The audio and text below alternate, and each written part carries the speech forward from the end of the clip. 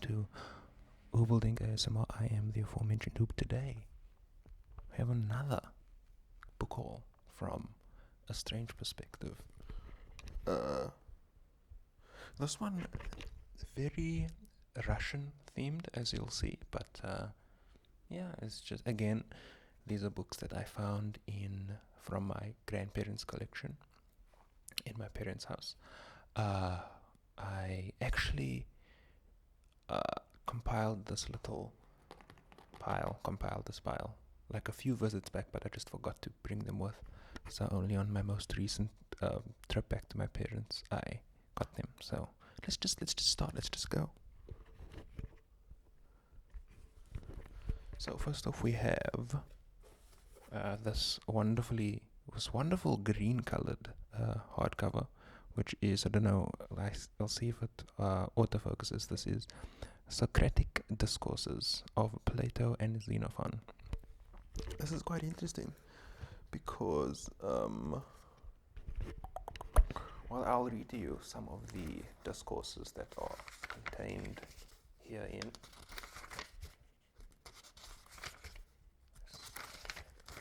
20-page introduction as always.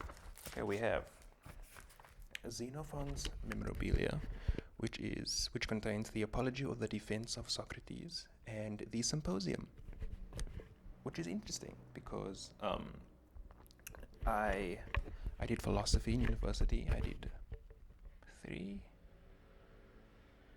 did three philosophy courses in university, and we covered Socrates we covered Plato's works, which are all based around Socrates and his dialogues. And so I'm familiar with the Apology and the Symposium from that, and from a classics course I took. My earphones keep coming out. But of course those were Plato's writings, not Xenophon. I in fact have never heard of. I'm out of frame. Oh my word, these things keep fucking falling out, dude. I never heard of Xenophon. So I'm excited to see that. And then we also have Plato's writings, which is Protagoras, Euthyphro. I think Euthyphro was the first Socratic dialogue that we covered, if I'm remembering correctly. And then we have the Apology, again, which I covered in classics. Dude, what the fuck? I think my ear might be a little wet because I did just come out from the shower a bit ago. But anyways. And then we have Crito, which I do not know. You know what? I'm just going to let this one fall out. So yeah, very excited to read some of these and also just to have them. I know I have the Socratic dialogues written by Plato that I did in university, like in a booklet that I got, but it's nice to have them now in a nice little hardcover form, also this beautiful green cover. And I'm also excited to see Xenophon's writings and how they differ from Plato's stuff. Moving on from there, we have this over here, which is the Gulag Archipelago. I think it's Archipelago, by, forgive me here, Alexander Solzhenitsyn. I don't know where the emphasis would be. Solzhenitsyn sounds better to me. Solzhenitsyn, obviously with the emphasis on the hen, but Solzhenitsyn anyways. This is a non-fiction book about the gulags in Russia in Stalin's time, which I wasn't aware of. I just sort of picked it up and thought it looked interesting. Only afterwards I realized that it is sort of like a non-fiction, like a very sort of journalistic type deal, which is pretty cool, pretty interesting. I know very little about this. It's quite a thick one. Seems like almost like 650 pages. Yeah, seems very interesting. I know, again, absolutely nothing about this, but I will read you the blurb at the back. The Gulag Archipelago is a key work unparalleled in Russian or any other national literature. Solzhenitsyn has created it from his own experience of imprisonment and forced labor, and from that of numerous victims of Stalin's terror and of Soviet prisons and labor camps. The result is a unique and startling national epic that presents the suppressed history of a vicious epoch and clearly documents the system that deformed or destroyed the lives of millions. The Gulag Archipelago chronicles the reality of political oppression and personal suffering from which Solzhenitsyn created his great novel, The First Circle. So that's sort of interesting that he has a fictional novel called The First Circle, and in this, in some sense, like sort of research or again accounts of his own experiences and that of others. Very interesting, very interesting. Also, it's cool, like obviously having all these books from my grandparents, because I never really knew them. I mean, they passed away when I was like 4 or 5, when I was very, very young. So I have memories of them. I have quite a few memories of them, but I never actually like got to know them as an intelligent adult. So it's sort of interesting seeing the sort of books that they owned and read, what the kind of people they would have been. But anyways, this is my grandmother. This is a very interesting one. I've had it like on my reader for a while. It has this beautiful gold edges of the pages. Is there another word for that? Please tell me if you know. And it is The Standard Opera Glass by Charles Annesley. This is a little like collection of like summaries of operas. So I guess I asked my mother about it, and she said that the sort of goal of this sort of thing is you would go to the opera, and maybe if it was in another language or you just aren't really able to follow what's going on in the opera, this would give you like a little summary of the story, so you could sort of see, oh, okay, I know what's going on. So for example, well, let's look. Shall we, friends? Upside down. Let me see if we can. Don Pascal, we have here. Le Domino Noir. Sorry. Whenever I see something that's in another language that seems French, I'd like do the worst trying to sound French voice ever. I apologize. I know there was Hamlet in here somewhere, and it's interesting because they note that Hamlet was, that Hamlet was, let me finish it.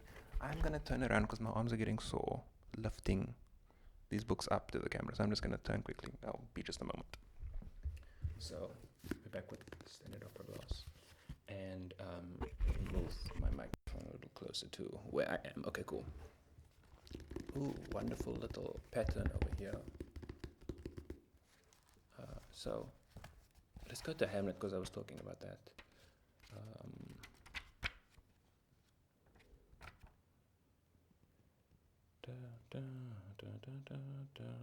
They have Don Juan as well. I recently started listening to a recording of the Don Juan opera, the one by good old Wolfgang Amadeus. It's pretty interesting. I'd like to. I didn't finish it, obviously. It's like 3 hours, but hopefully it seems quite interesting. Also, I'd love to read the book. It's an interesting sort of idea. It's an interesting idea for a character. Anyways, Hamlet. I wanted to go to Hamlet because there was. Obviously, has to be a operatic version of Hamlet. Page 114. I'm not going to read this whole thing.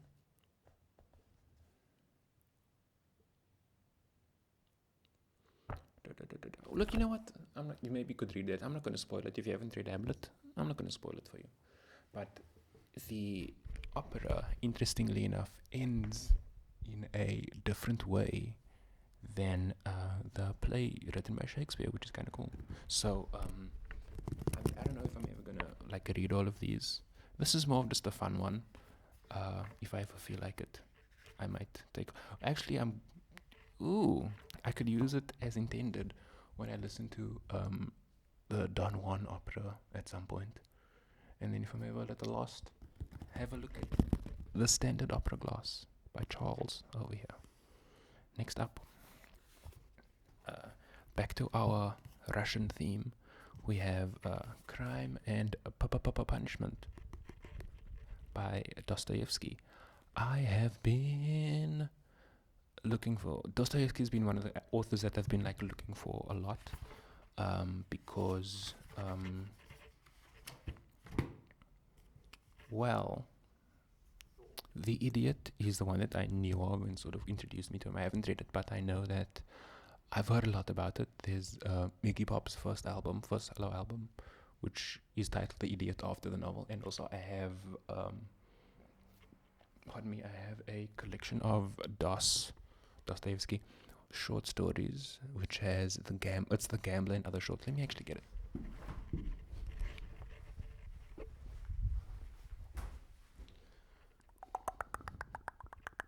I know this is a little weird because you can't see me, but my microphone isn't connected to anything, so I can walk around with it freely.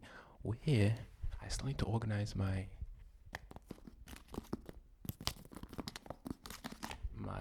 bookshelf over here. I'll probably do that in another video, because I think that would be kind of fun. Another rambly one. Where the freaking heck? Here we go.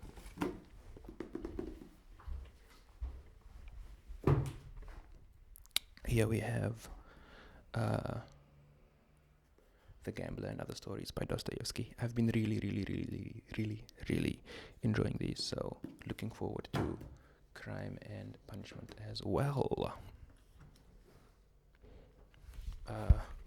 Yeah.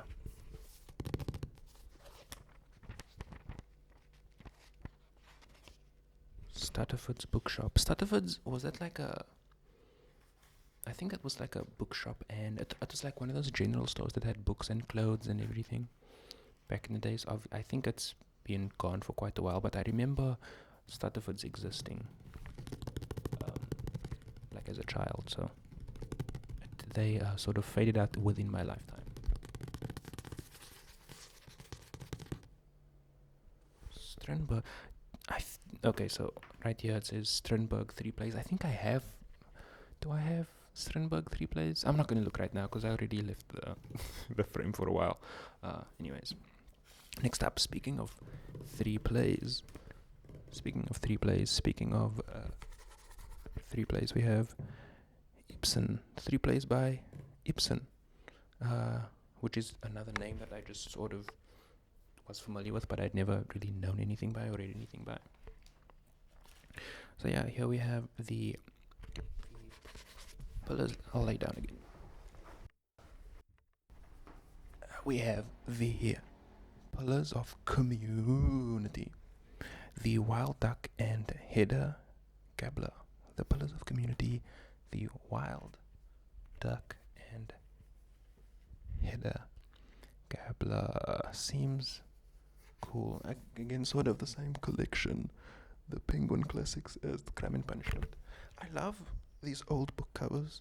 I actually went to a bookshop yesterday because I was buying groceries, and in the same sort of complex there was a little bookshop, not a decently sized bookshop, but they only had sort of contemporary works and stuff, which is fine. But I, as you can probably see from all my book videos, I'm into old stuff, old books, and the one thing that I really like, so many of like modern books and even like reprintings of like some classics have such, like, to me, maybe a little gaudy, super colorful, super like eye-catching. And I guess, we do judge books by their covers when you're like in a bookstore looking for something to read, but I sort of appreciate the classic design of, something like this, or like this. I think this is beautiful, this wonderful strong color with a little drawing there with just the name and the author's name. I really like that. And I mean, even this War and Peace that you can see over here is again a beautiful cover. But yeah, I mean, what do you think? Do you enjoy sort of more colorful, eye-catching things, or do you enjoy the more sort of classic style of that older like books had. What do you think? Tell me in the comments. Anyways, let's move on to the last of the big boy, the big Tolstoy. We have War and Peace, volumes 1 and 2. Volume 1, volume 2. War and Peace by Tolstoy. A piece that I've known about for a long time. Obviously considered one of like the big works of Russian literature. So excited to read that. Probably will take me some time, but such is life. The annoying thing is that it comes in 3 volumes, and I could only find 2. I'm guessing that the 3rd volume is somewhere in my parents' house, but I couldn't find it when I found these. So maybe one day I'll encounter it in my adventures in the back room or garage of my parents' house, and I'll complete my little collection. Also, I wonder, like, is War and Peace, is it like a standardized 3-volume, or is it like just this printing, the Everyman's Library printing that is divided into 3 volumes? If so, like, if I find another 3rd volume somewhere, would it like begin in a different place than the 3rd volume of this specific collection would be? I mean, it's not that big of a deal. I could just find the corresponding page or whatever, but just an interesting kind of dumb thought.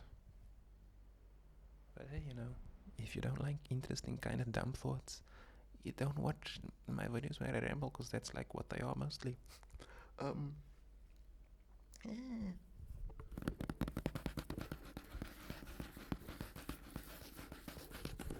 Yeah, it was quite a small one. What else can I tell you? I've been reading recently. Well, that's a bad way of phrasing it. Recently, I've been reading 1984 and Portrait of the Artist as a Young Man. 1984 by George Orwell. Portrait of the Artist as a Young Man by James Joyce. I'm enjoying them both quite a lot. Portrait of the Artist as a Young Man I've had for quite a while. I started it like in my 2nd year of university, and then I just like forgot about it. I got like 30 paid, like I literally read it for like 2 days in university, and then I just it just faded into obscurity. And then I found it again. Well, I've always had it. I got into it again recently, and it's pretty great. One day I dreamed to read Ulysses by James Joyce. The whole reason, so I found Ulysses in the garage. It used to belong to my aunt, and obviously, everyone, if you're into literature, even vaguely, about Ulysses, and it's like a huge, difficult book. It's so great. It's so big. So obviously, in my lifetime, I'd like to read it. And then I saw it, and I was like, you know what? I'm gonna warm my mind up to the works of James Joyce, and then eventually, when I feel I'm ready, I'll get into Ulysses. So I was at this one great secondhand bookshop a few years ago, and I must have been like a while ago, and I found a work by James Joyce, Dubliners, which is actually a little set of collection of short stories. So I thought, hey, great place to start. So I read a few of those stories, and I enjoyed it. And then, I found Portrait of the Artist as a Young Man, I think in the same bookstore, but like at a later date. So yeah, very cool. And then 1984 is one I found of my, obviously, I've known about 1984 for a while. I read Animal Farm in high school as part of our set work for English. So 1984, I've known about it a lot. It's one of those pop culture things that everyone sort of has an idea about. When someone says, "Oh, this is so like 1984-ish," you know what they mean. But in reading it, it's so cool. It's so fucking funny, and like Orwell, Eric Blair is able to get so specific with the satire. Obviously, like Animal Farm in some sense is a satire too of the whole that sort of system. But I think because he has to sort of limit it a lot because he has to stick to the metaphor of them being animals, and also it's just the beginning of the little like crazy world. Whereas 1984, you're like in this like crazy absurd world has existed for many many many decades. So maybe not many decades, but for decades, and so it sort of allows you to see more of like the crazy things that would happen, you know. So it's very funny and it's very funny. I'm enjoying it quite a lot. Glad that I'm finally reading it. But I was just checking how long I've been recording. Yeah, I think that's gonna be it. I think that's gonna be it for this video. Thank you for watching. Thank you for your support. We recently passed like 200 subscribers, which is crazy. Thank you so much. Yeah. I mean, I'm gonna say that I'll try to like post weekly, but I don't know, you know me, I'm a fucking idiot, you know. I might do another like month-long hiatus before I post again, but I will record another video today, so at least I can guarantee that I'll have another video within a week of posting this, so don't worry. But I mean, I'll try my best. No, I won't try. Do it or not, there's no try. I will post another video, another two. I will post videos weekly. Okay. Cool. I hope that you enjoyed this video. I hope you have a wonderful day, evening, night, morning, whatever, whenever you're watching this. And yeah, I'll see you in the next video.